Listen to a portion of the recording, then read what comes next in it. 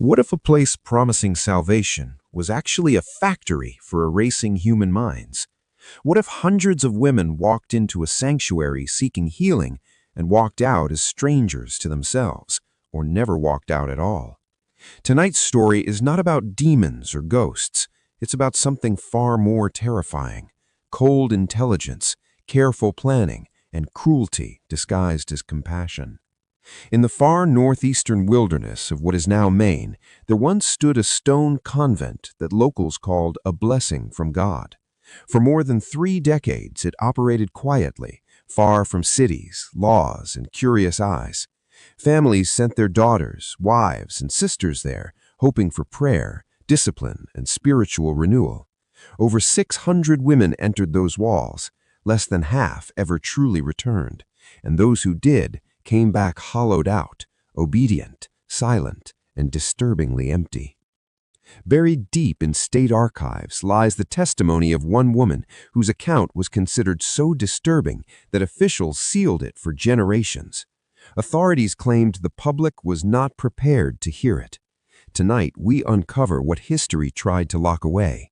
This is what really happened behind the walls of the Convent of Eternal Tears. Before we go further, understand this.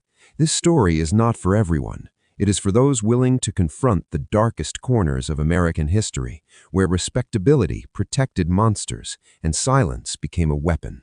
If you're brave enough to keep listening, stay with me. At the end of the 18th century, Maine was not yet a state. It was a remote district of Massachusetts, a land of dense forests, brutal winters, and isolated settlements struggling to survive. One such settlement was the coastal town of Millbridge, home to barely 300 people. Fishermen, lumber traders, and trappers passed through its small docks, but few ventured far inland. 15 miles into the forest, beyond rough trails once carved by native hunters, lay untouched land that locals avoided without knowing exactly why. That changed in October of 1798. On a gray morning thick with fog, a wagon rolled into Millbridge carrying 3 women and several heavy, locked crates. The crates were labeled as medical and religious supplies. The women claimed to be Anglican nuns fleeing persecution in England, seeking isolation to establish a new spiritual order in the American wilderness. Their leader introduced herself as Mother Agatha Ashford. She was striking. Early 40s, silver-streaked dark hair pulled tightly beneath her veil, and eyes so sharp they unsettled even hardened frontiersmen. She spoke with the confidence of someone used to command, her refined accent marking her as educated and worldly. Beside her stood Sister Prudence Ashford, tall, pale, and unnervingly precise in every movement. She rarely spoke, but when she did, her calm voice carried a chill that made conversations end quickly. The third was the youngest, Sister Temperance, barely in her 20s, beautiful in a way that felt wrong, her dark eyes lingering too long on people, studying them like objects rather than neighbors. They presented letters of recommendation from church officials overseas. The documents appeared legitimate, complete with seals and signatures. No one in Millbridge had the means or the reason to question them. With what seemed like endless gold, the women purchased nearly 200 acres of forest land from a struggling widow, paying far more than the land was worth. Almost immediately, construction began. Carpenters, masons, and laborers were hired from every nearby settlement. Over 8 months, an enormous stone structure rose from the wilderness, 3 stories tall, with walls so thick sound could not pass through them. Workers whispered about the design. The windows were narrow and set high. The doors were reinforced with heavy locks. The basement required deep excavation and strange drainage systems no one could explain. When asked, Mother Agatha smiled serenely and said solitude required separation and true repentance demanded containment. Most accepted the answer. Some should have run. As the stone building neared completion, the Ashford women watched every detail with unsettling precision. They rejected standard layouts, demanding reinforced doors, interior locking mechanisms, and ventilation shafts that ran deep into the structure like veins. Builders were instructed never to question these choices.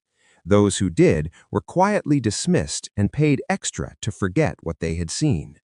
By the summer of 1799, the convent stood complete, silent, imposing, and oddly fortress-like against the endless green of the Maine wilderness.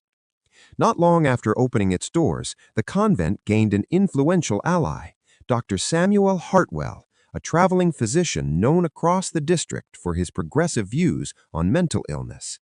In his early 50s, Hartwell believed that many female disorders stemmed from flaws in the mind rather than the body, a radical idea for the time. When he met the Ashford Sisters, he was astonished by their knowledge. They spoke fluently about hysteria, melancholia, and emotional instability, using terms he had only encountered in European journals. In his private notes, Hartwell praised their insight, writing that their understanding of the female mind seemed decades ahead of American medicine. What those notes did not include was the financial arrangement struck behind closed doors. Hartwell would refer his most difficult female patients to the convent and provide medical supplies through his connections. In return, he received generous monthly payments and access to detailed case studies that could elevate his career. On the struggling frontier, the temptation was impossible to resist. Word spread quickly. Families whispered about a secluded religious retreat where rebellious daughters became obedient, grieving widows found peace, and troublesome wives returned quiet and compliant. The price was steep, but affordable for those desperate to preserve honor. 20 silver dollars for a month, 100 for full reformation. The Ashford Sisters accepted women from every denomination, claiming their methods transcended doctrine. What united the patients was defiance, women who spoke too loudly, thought too deeply, or refused to accept the lives chosen for them. At first, nothing seemed wrong. Women arrived tearful and resistant, escorted by fathers, husbands, or brothers. Weeks or months later, some returned changed, not healed, but subdued. They spoke less, they obeyed more. Families praised the sisters and sent donations. Others noticed something harder to name. Then came the night in February 1803. A young trapper named Thomas Brewster was tracking a wounded deer through heavy snow when he heard something that stopped him cold. It was not an animal. It was a scream, raw, human, and filled with agony. The sound rose and fell, echoing through the forest in waves that made his skin crawl. Drawn toward it despite every instinct telling him to flee, Thomas followed the noise to the convent. The building was dark, its windows black against the snow. But around a back, half buried by drifts, faint light glowed from basement windows. As Thomas crept closer, the screams intensified. Between them, he heard metallic clinks, murmured voices, and wet, sawing sounds that made his stomach turn. Through a frost-covered window, he saw something that shattered his understanding of the world. A woman lay strapped to a table, her head immobilized by a metal frame. Parts of her scalp were shaved, marked with dark ink lines. Sister Prudence stood over her, hands steady, guiding a long metal instrument into an opening in the woman's skull. Mother Agatha stood nearby, calmly writing notes. Sister Temperance handed instruments back and forth with practiced ease. The woman screamed until she didn't. Thomas ran. When he reached town, his terror was dismissed as hysteria, exhaustion, or imagination. His father insisted grief and cold had confused his mind. Community leaders warned that accusations against respected women of God could tear Millbridge apart. A discreet visit to the convent followed, and Mother Agatha's calm explanations about intense night prayers and spiritual warfare soothed lingering doubts. But after that winter, the screams stopped, and the silence that replaced them was far worse. In the years that followed, the convent's reputation only grew. Families from distant towns sent women away with trembling hands and hopeful prayers. And when those women returned, the changes were undeniable. Some were praised as miracles. Others quietly frightened the people who loved them. Mary Prescott had once been known for her sharp tongue and laughter that carried through Millbridge's streets. At 19, she had refused multiple marriage offers, insisting she wanted more from life than obedience. After 6 months at the convent, she returned home calm and agreeable. At first, her parents wept with gratitude, but the relief didn't last. Mary no longer laughed. She did not argue. She did not react. She ate when food was placed before her and slept when told. When asked her opinions, she simply waited for instructions. Her mother noticed faint scars along her scalp, carefully hidden beneath regrown hair. When asked about them, Mary showed no recognition. She remembered nothing of her time at the convent beyond praying to become better. Other families noticed similar things. A grieving mother sent to the convent after losing her child returned cheerful, unnaturally so, and claimed she had never been pregnant. A merchant's wife who accused her husband of betrayal returned docile, recanting every word and insisting her marriage was perfect, even as crushing headaches left her bedridden for days.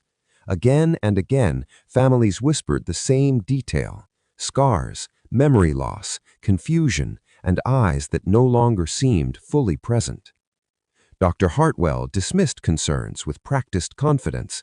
He praised the sisters' success, arguing that difficult personalities had been corrected at the source, but privately, his behavior began to change. He drank heavily. His journal entries grew erratic, filled with justifications and moral bargaining. He wrote of necessary sacrifices and future generations who would benefit from knowledge purchased at a terrible price. Behind the convent's walls, the Ashford Sisters refined their work. Sister Prudence perfected techniques she called targeted cranial intervention, selecting precise points of entry based on each patient's behavior. Mother Agatha documented everything, building a catalog of cause and effect. This region silenced anger, that one erased attachment, another dulled memory. Sister Temperance focused on conditioning, reinforcing surgical damage through isolation, deprivation, and psychological pressure until resistance collapsed entirely. Patients were sedated, but never fully unconscious. The sisters needed reactions. They asked questions during procedures. They issued commands. They observed changes in real time. Screams were data. Silence was success. Over time, the convent expanded its reach beyond families seeking correction. Destitute women arrived next, those without protection, money, or anyone to ask questions if they vanished. These women were labeled volunteers, offered shelter and food in exchange for participation in spiritual research. Many did not survive. Those who died were not buried. Their bodies were preserved, cataloged, and studied. By the second decade of operation, correspondence flowed steadily between the convent and medical institutions across Europe and America. Letters spoke openly of experimental results and anatomical samples. Payments were arranged through intermediaries. Knowledge obtained through suffering was exchanged like currency.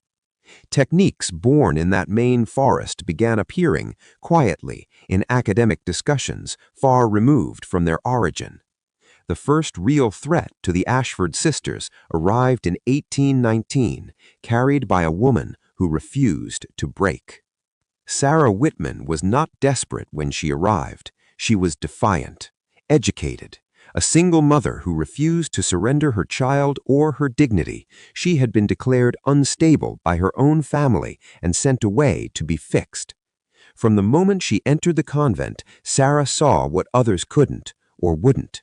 She recognized the vacant stares, the scars, the symptoms of brain injury, and she understood that if she did not escape, she would not leave as herself. Her resistance enraged the sisters. They isolated her, starved her, deprived her of sleep. Temperance applied every conditioning technique she had perfected over years, but Sarah endured, watching, memorizing, and secretly recording fragments of what she witnessed. Then, during a violent storm that flooded the lower levels of the convent, opportunity finally appeared. And what Sarah would discover in the basement would expose a horror far greater than anyone imagined. During the chaos of the storm, when servants and sisters scrambled to move equipment and patients away from rising water, Sarah slipped free. She moved through corridors she had memorized in silence, her heart pounding as thunder shook the stone walls. What she found in the lower chambers confirmed her worst fears and then shattered them. The basement was not a place of prayer, it was a laboratory. Rows of wooden tables fitted with restraints filled the central room. Shelves along the walls held instruments unlike anything used in ordinary medicine. Drills, probes, saws, and delicate metal rods of varying lengths, each carefully cleaned and arranged. Glass jars lined the far wall, floating in cloudy liquid. Inside them were fragments of human brains, each labeled with a name, date, and handwritten notes describing behavioral outcomes. Sarah forced herself not to scream. She found cabinets filled with records, thousands of pages documenting lives reduced to experiments. Each patient had been evaluated, altered, and measured. The notes spoke clinically of obedience achieved, curiosity eliminated, emotional attachment suppressed. Deaths were recorded without sentiment, marked simply as failures or useful outcomes. Some files included letters from physicians in Europe discussing payment, requesting specific results, and praising the precision of the work. This was not religion, it was commerce. Sarah hid what she could, folded letters, surgical logs, lists of names, stuffing them into her clothing. She knew she had little time. The sisters would notice her absence. When footsteps echoed above, she fled. Her escape into the forest was desperate and violent. She overpowered a guard and ran barefoot into the darkness, branches tearing at her skin as shouts erupted behind her. For 3 days she moved through the wilderness, surviving on rainwater and roots, hiding beneath fallen trees while search parties passed within feet of her. She heard her name called out, not with concern, but with urgency and fear. They knew what she carried. By the time Sarah collapsed near a trap line, she was barely conscious. A trapper named Joshua Meadows found her at dawn, wild-eyed, shaking, and bleeding. At first, he thought she was mad. Then she described the convent's layout, the scars, the jars, the names, details no outsider could invent. Joshua took her to the sheriff in Millbridge. Even then, disbelief ruled. But Sarah had proof. The documents she produced described procedures that even hardened man struggled to read. Lists of women, over 600, marked returned, retained, or expired. Letters negotiating payments for experimental data. One surgical log detailed the deliberate destruction of memory in a young woman whose crime was excessive reading. Sheriff Hawthorne understood immediately that this was no local crime. He assembled an armed party and sent word to authorities in Portland and Boston. But the Ashford Sisters were already gone. When lawmen reached the convent weeks later, it stood empty. What they found inside broke seasoned men. The basement held preserved bodies hidden behind false walls. 47 remains showed evidence of cranial surgery. Shelves still held hundreds of labeled specimens. Records left behind revealed over 20 years of systematic human experimentation. Dr. Hartwell was arrested soon after. Faced with the evidence, he collapsed. In his confession, he revealed the truth. The Ashford Sisters were not nuns. They were expelled physicians who had fled Europe to continue forbidden research without oversight. The convent was burned. The records were sealed. Families chose silence over shame. The sisters vanished into history. Only Sarah spoke, and what she revealed was considered too disturbing for the public to hear. The investigation that followed should have shaken the nation. Instead, it was quietly buried. Federal authorities confirmed the scale of what had happened at the convent, but the implications were too dangerous, too embarrassing, and too damning to confront openly. Medical institutions across America and Europe began to realize that some of the knowledge they relied upon may have come from unimaginable cruelty. Powerful families understood that public trials would expose their own complicity in sending daughters and wives away to be corrected. Silence became the easiest solution. The Ashford sisters were never captured. Financial records showed vast sums moved through banks in Canada and overseas, enough to support new identities anywhere in the world. Witnesses later claimed sightings of 3 elderly women running private clinics in Europe and South America, but nothing could be proven. By the time investigators arrived, the trail always ended cold. Sarah Whitman paid the price for telling the truth. Though officials relied on her testimony, society did not reward her courage. She was viewed as a woman who spoke too loudly, who revealed things better left forgotten. Her family distanced themselves, prospects vanished. Haunted by memories and survivor's guilt, Sarah eventually disappeared west under a false name, becoming a schoolteacher and living quietly until her death decades later. Only in her final years did she write a full account of the convent, an account that would remain sealed long after she was gone. The official record reduced everything to a few vague lines: an unlicensed medical facility, irregular practices, operators fled. The hundreds of women whose minds and bodies were destroyed were never publicly acknowledged as victims. Their suffering was absorbed into footnotes, their names scattered across sealed pages in government vaults. And yet, the damage lingered. Techniques pioneered in that stone building quietly influenced legitimate medical research for generations.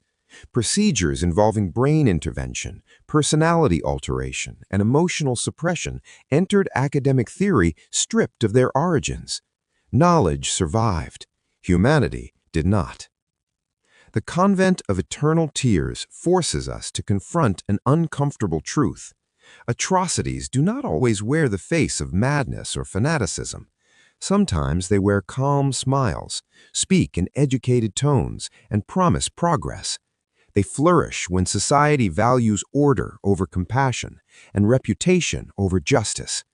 So ask yourself this: if such horrors could hide for decades behind faith, medicine, and respectability, could something similar exist today, protected by authority and silence?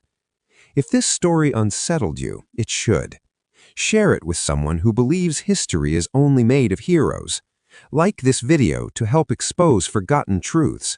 Subscribe if you're ready to explore more dark chapters buried in the past. And tell us in the comments, do you think the world has truly changed, or have we simply learned to hide our monsters better?